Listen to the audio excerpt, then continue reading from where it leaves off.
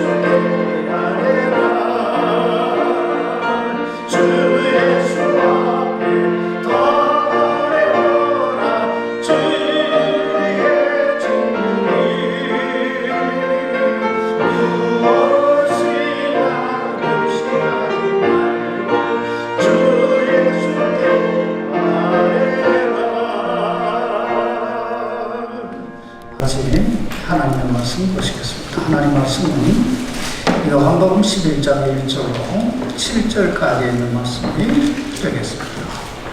요한복음 11장 1절로 7절까지 있는 말씀이 되겠습니다. 이제 나사로라 하는 어떤 사람이 병들었는데 그는 마리아와 그녀의 언니 마르다의 고을 베다니 출신이더라. 그 마리아는 향유를 주께 붓고 자기 머리털로 그분의 발을 닦던 자더라. 그네 오라비 나사로가 병들었더라.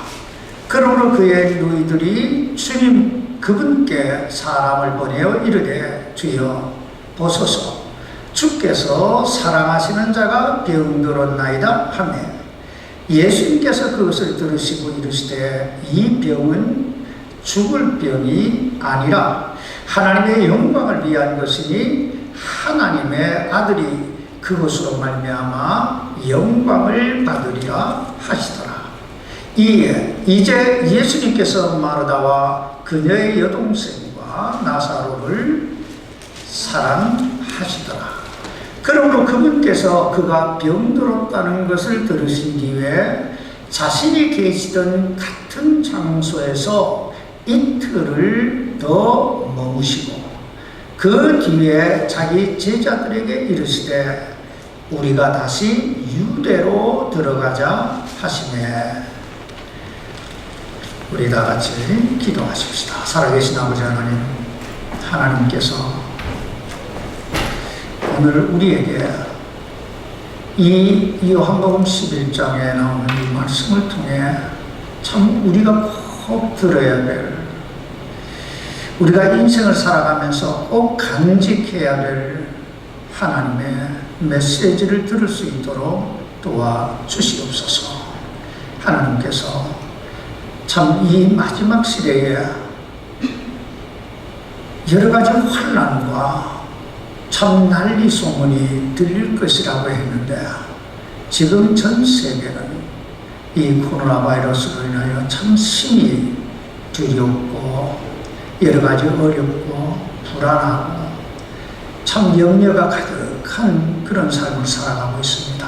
아버지, 이런 때에 우리가 참 그리스도인으로서 어떻게 빛을 발하며 참 저들에게 그 본이 되는 삶, 저들의 삶을 이끌어줄 수 있는 그런 삶을 살아갈 수 있을 것인가 깊이 고민도 하고 기도도 하고 하나님 능력을 더디고 참 우리의 삶을 저들의 본이 되는 삶으로 잘 이끌어갈 수 있도록 도와주옵소서. 오늘 이 연약한 종을 붙드시고 주님의 도구로 사용해 주시기를 예수님 이름으로 기도하옵나이다. 아멘. 자석해 주시기 바랍니다. 오늘 본문은 예수님께서 이 땅에서 행하셨던 여러 가지 기적들 가운데 가장 절정에 이르는 그런 기적이라고 볼 수 있습니다. 왜냐하면 첫째, 오늘 본문에 나오는 이 나사로의 부활 사건은 놀라운 계시적 의미를 담고 있기 때문입니다. 여러분, 계시가 뭐예요? 열어서 보여주다 이런 뜻이에요. 열어서 감추어져 있던 것을 열어서 보여주다. 그동안 예수님은 당신의 제자들에게 당신이 인류를 죄와 사망에서 구원하시기 위해 예루살렘에 올라가 장로들과 대제사장들과 그리고 서기관들에게 많은 고난을 받으신 후에 죽임을 당하실 것과 그리고 제3일 만에 다시 살아나실 것에 대해 말씀해 오셨습니다.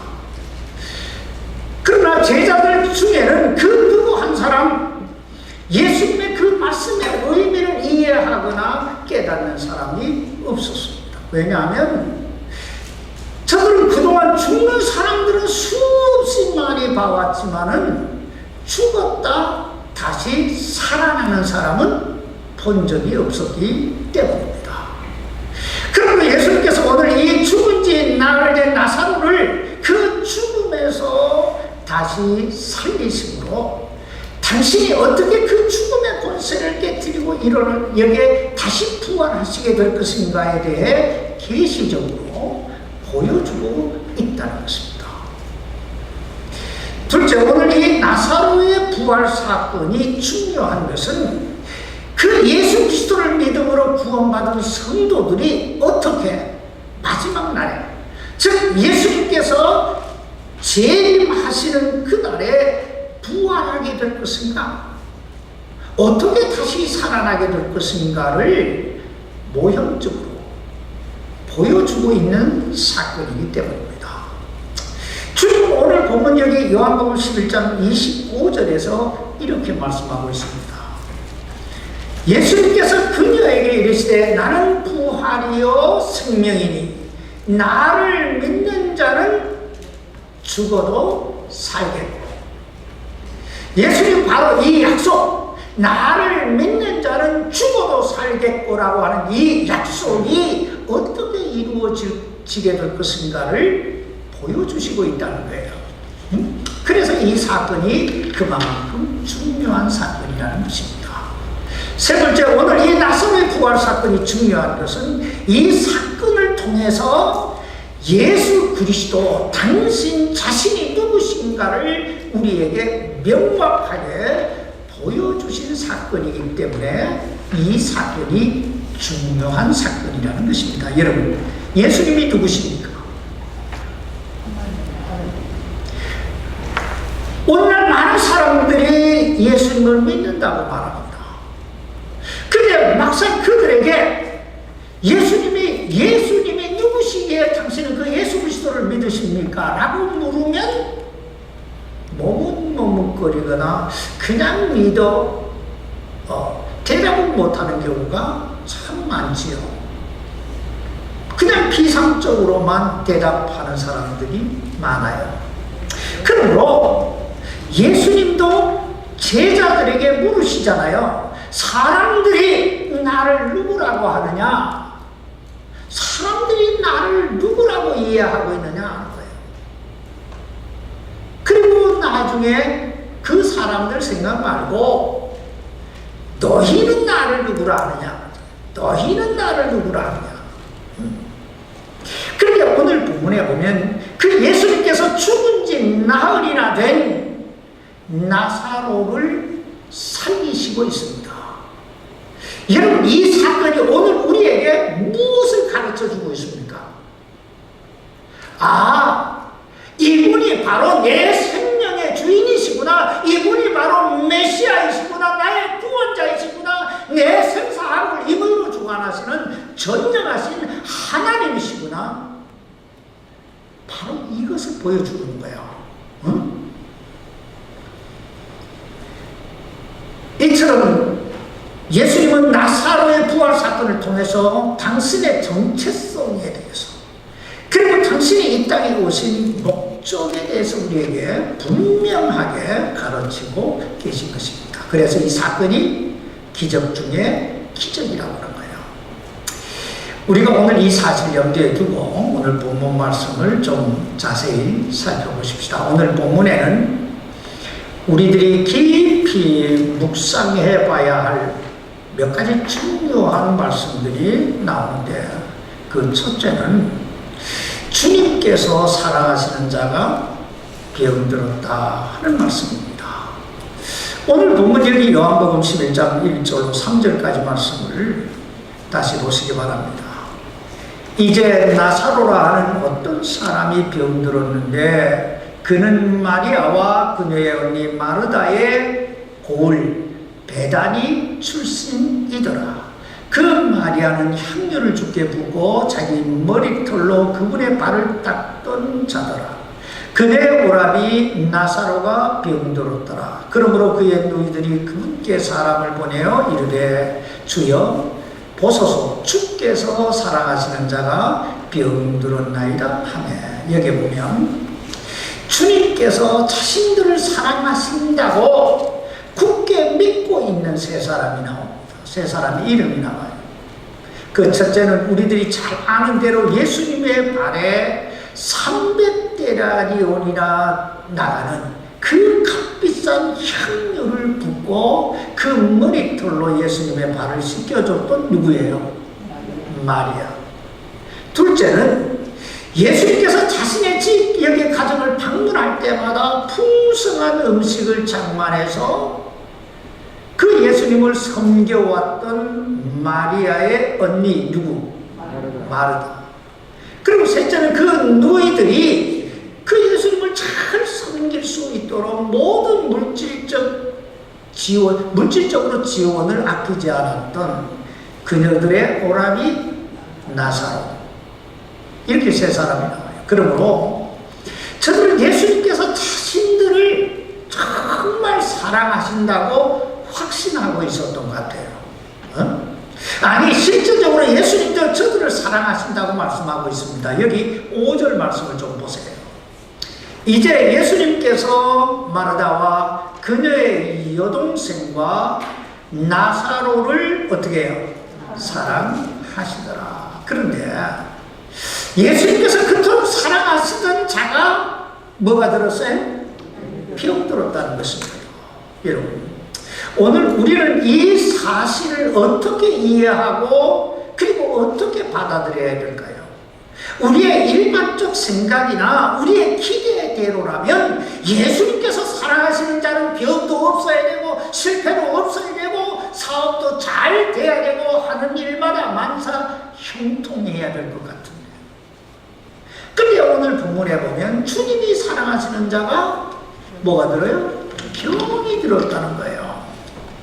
비상적으로 생각하면 이해하기가 대단히 어려운 문제예요. 왜 주님께서 사랑하시는 자가 병이 들고 실패를 하고 힘이 든 인생살이를 살아야 될 것인가? 살아야 하는가? 그러나 우리가 꼭 기억해둬야 할 게 있어요. 그게 뭐냐면 이 하나님의 말씀에 분명히 주님이 사랑하는, 주께서 사랑하시는 자가 병들었다고 말씀하고 있다는 거예요. 주께서 사랑하시는 자가 병이 들었다. 그러므로 혹시 내가 병이 들었다고 하나님이 나를 사랑하지 않으시는가? 하나님이 나를 버리신 거 아니야? 하나님께 내가 지금 벌 받고 있는 거 아니야? 하나님이 나를 택하시지 않으신 거 아니야? 이런 쓸데없는 그런 상상, 이 쓸데없는 생각이나 아예 하지 마시기를 바랍니다. 아니, 특별히 다른 사람에 대해서 이건 대단히 조심해야 돼요. 어떤 사람이 힘들고 병들었다 해서 하나님이 저 사람을 사랑하지 않으시는가 봐. 그럼 이 성경을 다 바꿔야 돼요. 다 바꿔야 돼요. 응? 사람은 언제든지, 그리고 얼마든지 누구라도 믿음이 좋든 믿음이 여기에 없든, 여기에 하나님이 사랑하시든 사랑하지 않으시든 병들 수 있고 실패할 수 있고 죽을 수 있습니다. 문제는 그 내면의 내용이 문제고 의미가 문제예요. 응? 다시 말하면 누가 병들었냐? 누가 실패했냐? 누가 죽었느냐? 그렇게 중요한 문제가 아니라는 거예요. 중요한 건 그 내면의 의미, 그 내면의 목적이 무엇이냐 하는 것이 중요하다는 거예요. 그러면 우리가 오늘 본문에서 두 번째 생각해 봐야 할 말씀은 이 사랑하는 자가 병들었다고 하는 소식을 들으신 예수님께서 하신 말씀이에요.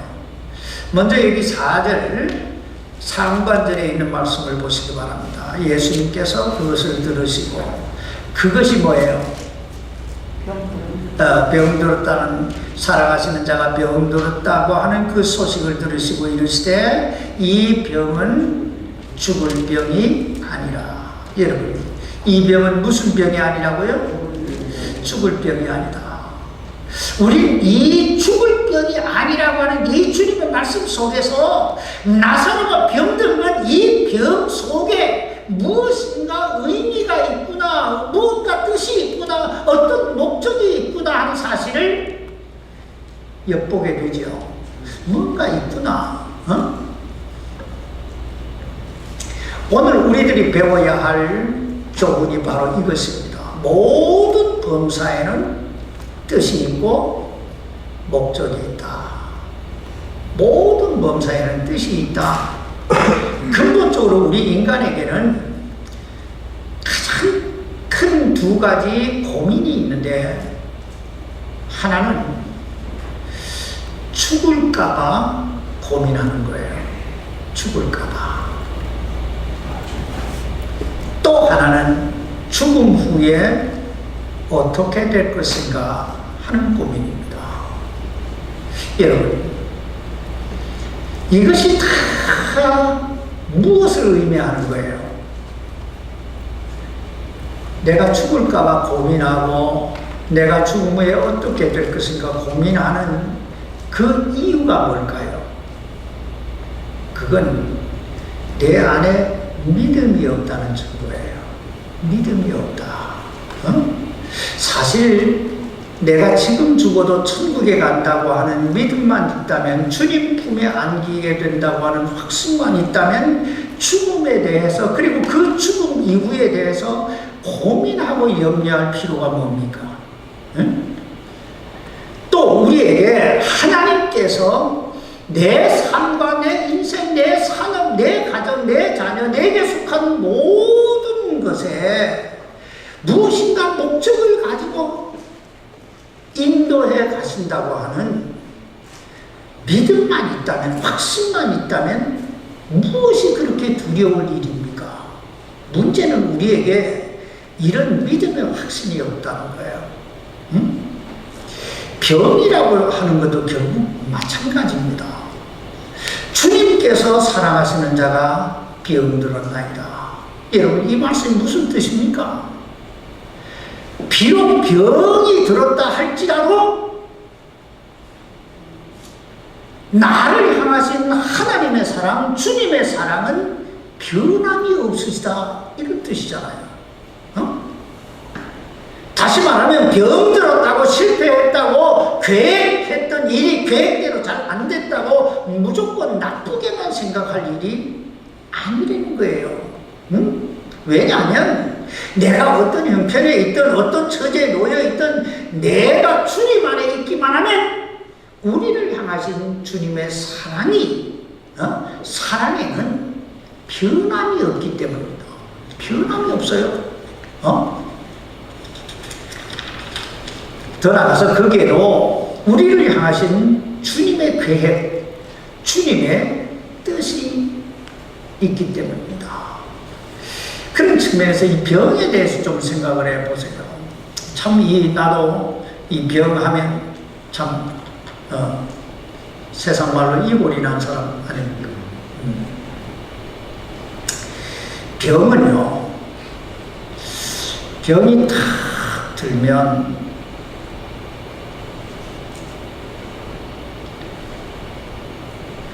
깊은 얘기는 다음 주에 좀 나누기로 하고, 이 병은 우리에게 일단 쉼이라고 하는 걸 가져다 줍니다.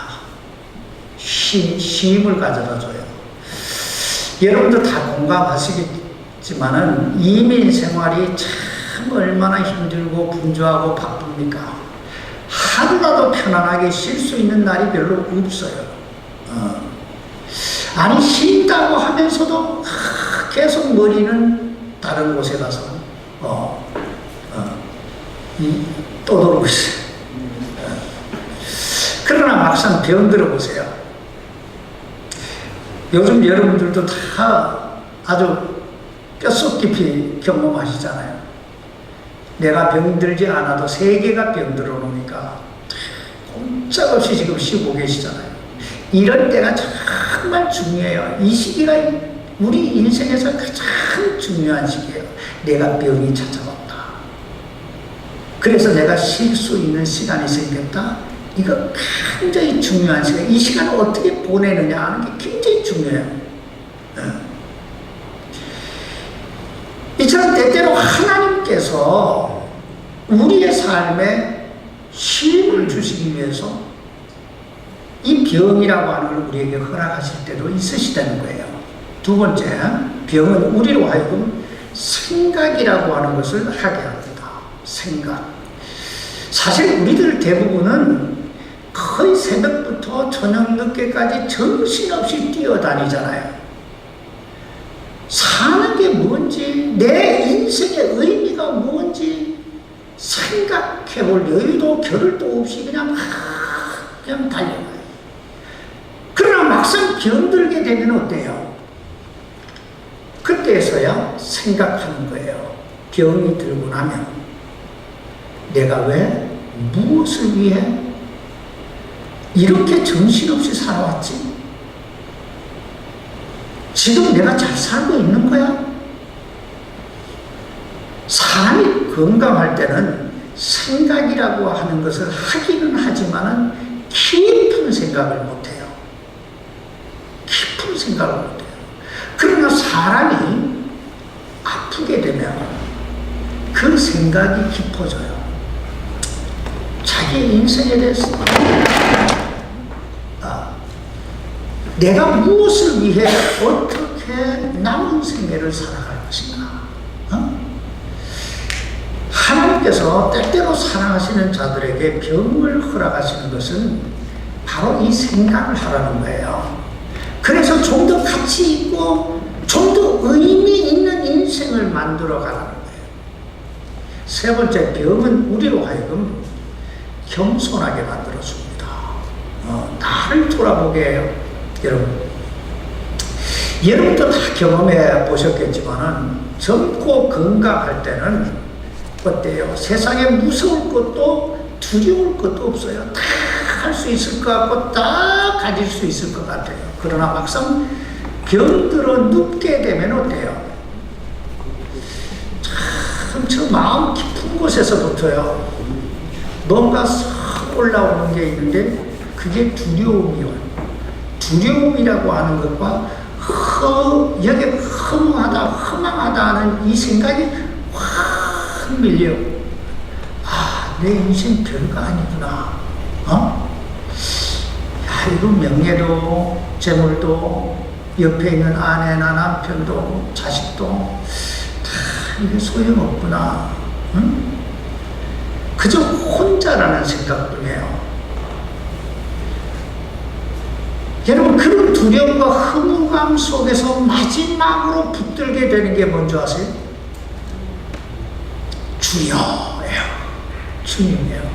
마지막으로 붙들게 되는 게 주님이에요. 그런데 사실 우리 인생은 거기서부터 출발하는 거예요.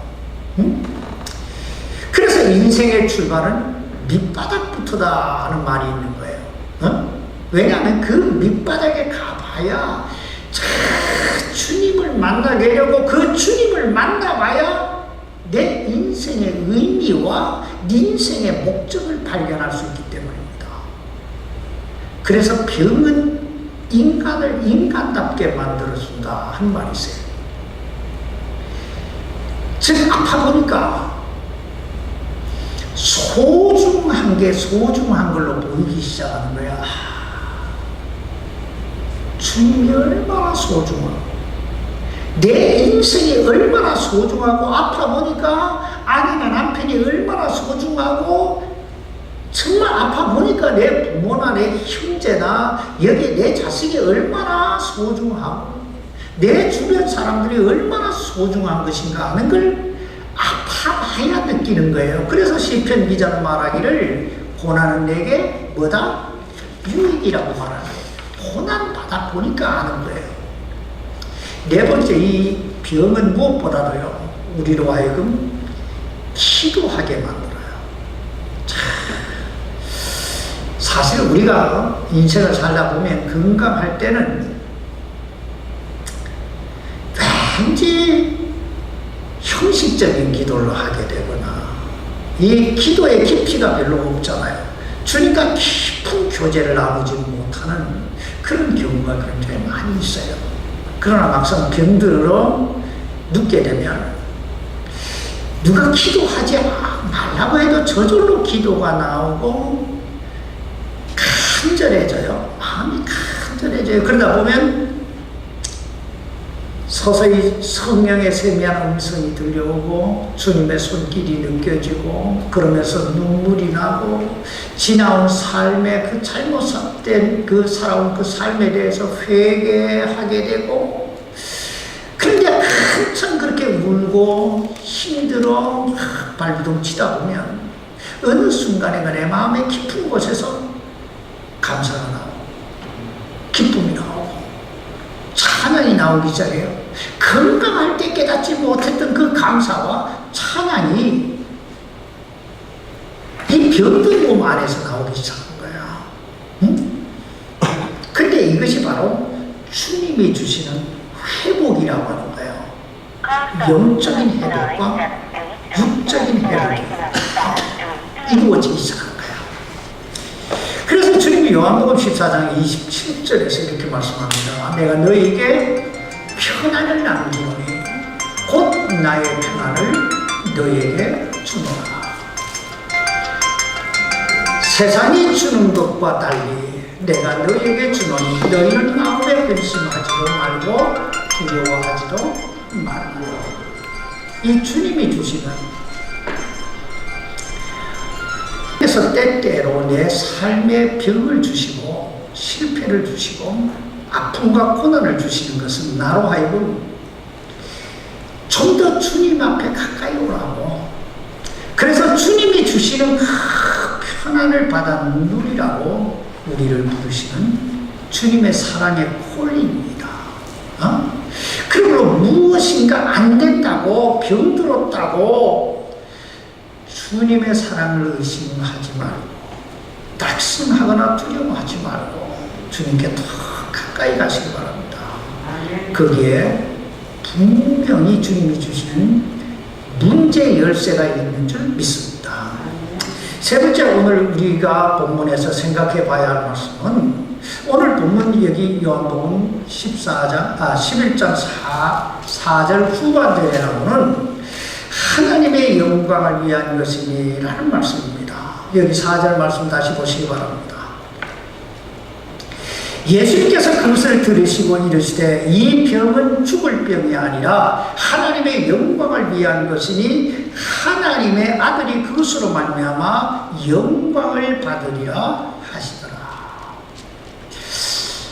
우리는 이 말씀을 좀 더 깊이 생각해 볼 필요가 있습니다. 왜냐하면 예수님께서 분명히 이 병은 죽을 병이 아니라고 말씀하셨음에도 불구하고 나사로는 이 병으로 인하여 죽게 되기 때문입니다.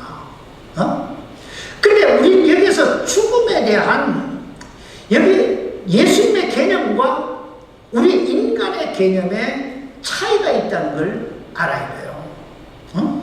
누가복음 8장 41절에 보면 회당장 야이로의 딸이 죽는 장면이 나오죠. 그때 그곳에 모인 사람들이 그 아이의 죽음으로 인하여 울고 불고 통곡을 합니다. 근데 예수님은 저들에게 뭐라고 말씀하세요? 울지 말라 하시면서 이 아이는 죽은 것이 아니라 잔다고 말씀하고 있어요. 그러자 그곳에 모인 많은 사람들이 예수님을 비웃습니다. 왜 비웃어요? 저들은 그 아이가 죽은 것을 봤기 때문이에요. 그러자 예수님이 그 소녀의 손을 잡고 달리라고 하시지요. 소녀야 일어나라. 여러분, 그때 어떤 역사가 일어났을까요? 누가복음 8장 55절에 보면 소녀의 영이 돌아와 그 소녀가 즉시 일어났다, 이렇게 말씀하고 있어요. 소녀의 영이 떠났다가 영이 돌아왔다. 이처럼 사람의 눈으로 볼 때는 분명히 죽은 것이지만 우리 주님의 눈으로 볼 때는 죽은 게 아니라 뭐예요? 잔 거예요. 왜냐하면 예수님이 그를 다시 살리실 것이기 때문에. 자, 나사로의 경우를 좀 생각을 해보십시다. 나사로는 분명히 주님께서 사랑하시던 자였습니다. 주님이 사랑하시는 자예요. 그런데 그 주님이 사랑하시는 자가 뭐가 들었어요? 병이 들었습니다. 그것도 인간적인 측면에서 보면 시한부 인생이 될 거예요. 곧 숨이 넘어갈 것 같은 병입니다. 그럼에도 불구하고 예수님은 이 병은 무슨 병이 아니라고요? 죽을 병이 아니라 하나님의 영광을 나타내기 위한 병이라 이렇게 말씀합니다. 근데 어떻게 돼요? 인간적인 안목으로 볼 때 그는 분명히 죽었지요. 그것도 장례까지 다 치른 상태예요. 그럼에도 불구하고 예수님은 여전히 이 병은 죽을 병이 아니라고 말씀하고 있는 거예요. 이 말씀의 의미가 뭐냐? 이 말씀은 주님의 관점에서 볼 때 다시 일어나게 될, 다시 살아나게 될 생명은 죽은 것이 아니라는 것입니다. 아니, 실제적으로 죽은 지 나흘이나 된, 그래서 장례식까지 다 치르고 무덤 안에 누워있던 나사로가 예수님께서 나사로에 나와라 할 때 어떻게 됐어요? 요한복음 11장 45절에 보면 죽은 자가 수위로 죽인 채 나왔더라고 말씀하고 있잖아요. 이럴 때 다시 살아날 생명은 죽어도 뭐 한 게 아니에요? 죽은 게 아니라는 거예요. 자, 그래서 성경은 예수 그리스도를 믿음으로 구원받은 그리스도인 성도들의 죽음을 가르쳐 죽었다고 말씀하지 않고 뭐 했다고 그래요? 잔다고 말씀하고 있는 거예요. 왜냐하면 주님 안에서 구원받은 성도는 우리 주님의 재림하시는 그날이 오면 데살로니가전서 4장 16절에 나온 말씀처럼 다시 일어나게 될 줄 믿습니다. 그러므로 예수님은 나사로가 병들었다고 하는 소식을 들었음에도 불구하고 이 병은 죽을 병이 아니라고, 아니 오히려 하나님의 영광을 위하여 더 나아가서 하나님의 아들이 그것으로 말미암아 영광을 받게 되리라고 말씀하고 있습니다.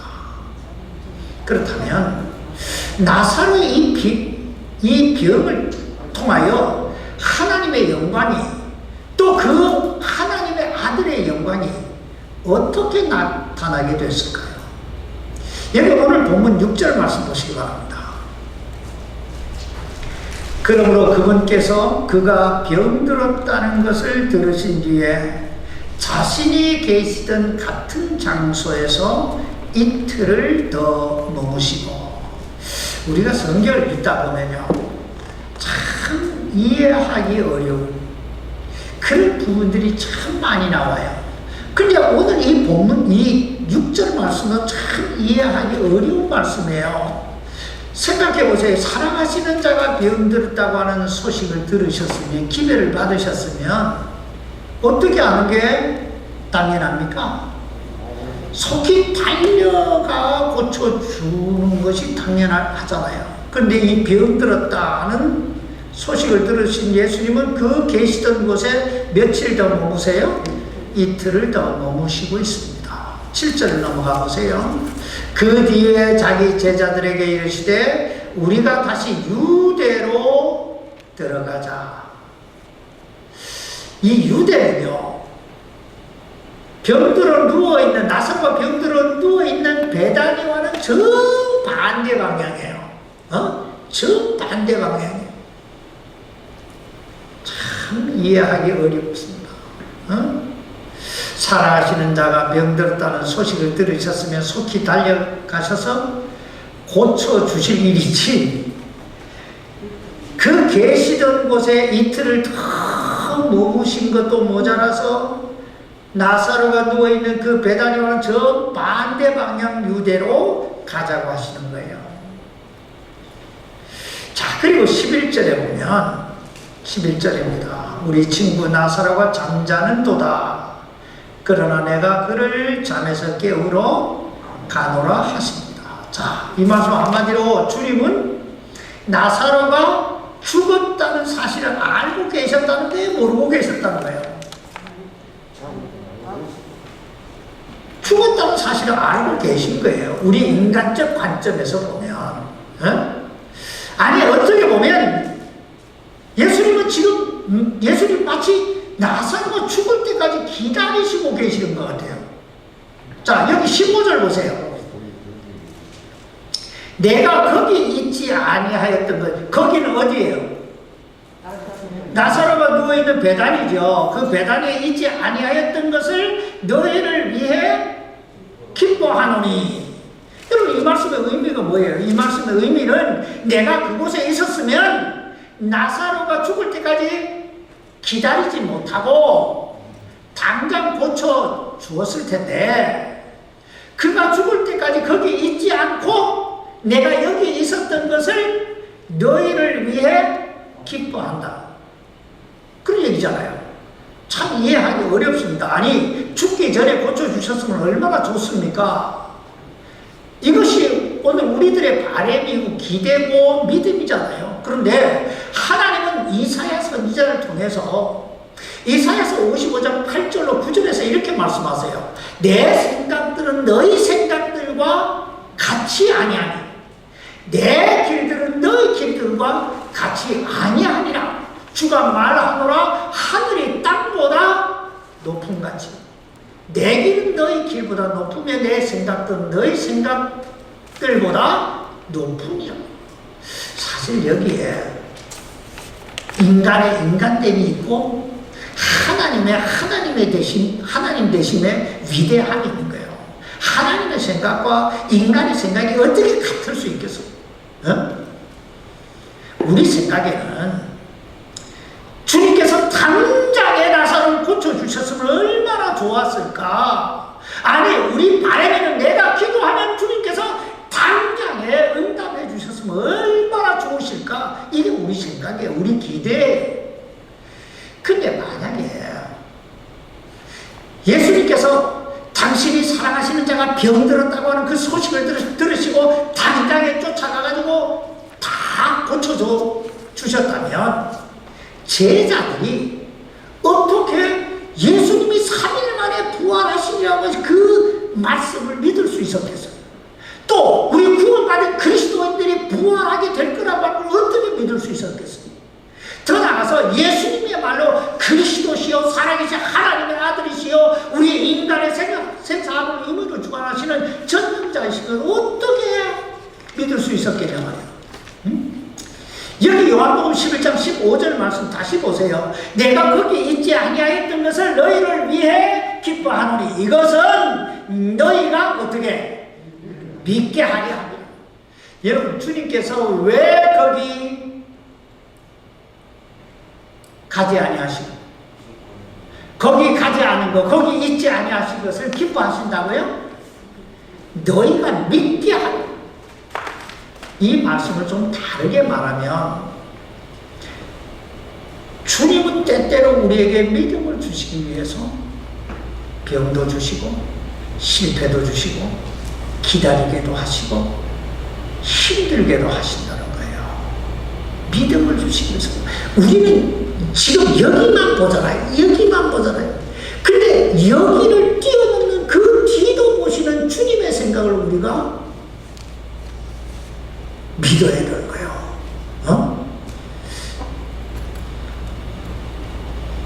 여기 요한복음 11장 45절 말씀 보세요. 그때 마리아에게 와서 예수님께서 행하신 일들을 본 유대인들 중에 많은 자들이 그분을 믿었으나. 여러분, 여기 왜 많은 유대인들이 오늘 이 마리아의 집에 모였을까요? 왜 모였을까요? 예, 마리아의 오라비 나사로가 죽었기 때문에 그 장례를 치르기 위해 이곳에 모여들은 거예요. 자, 그렇다면 왜 많은 유대인들이, 그곳에 모였던 많은 유대인들이 예수님을 믿을 수 있었을까요? 믿었을까요? 왜 예수님을 믿었을까요? 예수님께서 그 죽은 지 나흘이나 된 나사로를 살리셨기 때문에요. 살리셨기 때문에요. 여러분, 이 나사로의 병이 없었다면, 그래서 그가 죽지 않았다면 이 하나님의 영광이 어떻게 드러날 수 있었겠고, 또 하나님의 아들이 어떻게 영광을 받을 수 있었겠어요? 자, 그렇다고 나사로가 망했을까요? 제 생각에는 아마 나사로는 이 일로 인해서 요즘 유명한 이 스타가 됐을 거예요. 스타가 됐을 거예요. 생각해 보세요. 나사로가 쏙 지나가면 죽었다 살아난 사람이 지나가는 거 아니에요. 그러니까 얼마나 한 번 먹고 두 번 봤을 거예요. 그리고 하나님께서 그를 더 크게 큰 놀라운 체험을 해 죽었다 살아났어요. 얼마나 헌신을 했겠어요. 하나님도 크게 사용해 주셨으리라고 믿습니다. 그러므로 사랑하는 성도 여러분, 무슨 일을 만나든 어떤 지고가 찾아오든 첫 번째 생각하세요. 주님의 사랑하심을 의심하지 말라는 거예요. 내가 병들었다고, 내가 실패했다고, 내가 지금 힘들다고 주님이 나를 사랑하지 않으시는 건 아니라는 거예요. 주님이 나를 사랑하신다는 거예요. 둘째, 여기에도 하나님의 어떤 뜻이 있다는 사실을 믿으세요. 여기에도 하나님의 어떤 뜻이 있다. 분명히 여기에도 하나님의 어떤 섭리가 있다. 이걸 믿으세요. 세 번째, 그 믿음을 가지고 기도하면서 그 하나님의 영광이 나타날 때까지 기대하고 기다려야 돼요. 인내해야 돼요. 우리 주님은 절대로 당신이 사랑하시는 자가 망하는 것을 보고만 계시지 않습니다. 우리 주님은 어떤 분이시라고요? 당신이 사랑하는 자를 절대로 망하게 하지 않으세요. 오늘 이 나사로를 하나님의 영광의 도구로 사용하여 주신 주님께서 오늘 우리 모두를 하나님의 영광의 도구로 사용해 주시기를 주님의 이름으로 축원합니다. 기도하십시다. 살아계신 하나님 아버지, 우리가 하나님의 말씀을 볼 때 그리고 들을 때 우리가 하나님의 말씀을 좀 더 깊이 볼 수 있게 하시고 그 하나님의 뜻이 어디 있나, 하나님의 의도하신 그 하나님의 목적이 어디 있으신가, 그것을 볼 수 있는 믿음의 눈을 가지고 이 말씀을 잘 보게 해 주옵소서. 아버지 하나님, 참 예수님이 죽은 나사로를 살리셨다 이것만 보지 말고 예수님은 모든 사람을 살리신 것이 아니라 죽었는데 다 살아나게 하신 것이 아니라 주님이 사랑하시는 자도 데려가실 수 있고, 그러나 죽은 것이 아니라 결국은 잠자다 예수님 재림하시는 그날에 다 부활에 동참하게 될 줄 믿습니다. 그러므로 우리가 어떤 형편에 있든지 그저 감사함으로 잘 살게 하시고 주님의 사랑의 손길을 느끼기 위해 주님과 좀 더 가까이 말씀과 기도 속에서 긴밀한 교제를 나누며 주님을 바라보고 살게 해 주옵소서. 우리 하나님께서 우리 성도들 다 나사로처럼 하나님의 영광의 도구로 사용해 주시기를 살아계신 예수님 이름으로 간절히 기도하옵나이다. 아멘. 이 시간을 다 같이 일어나셔서 찬송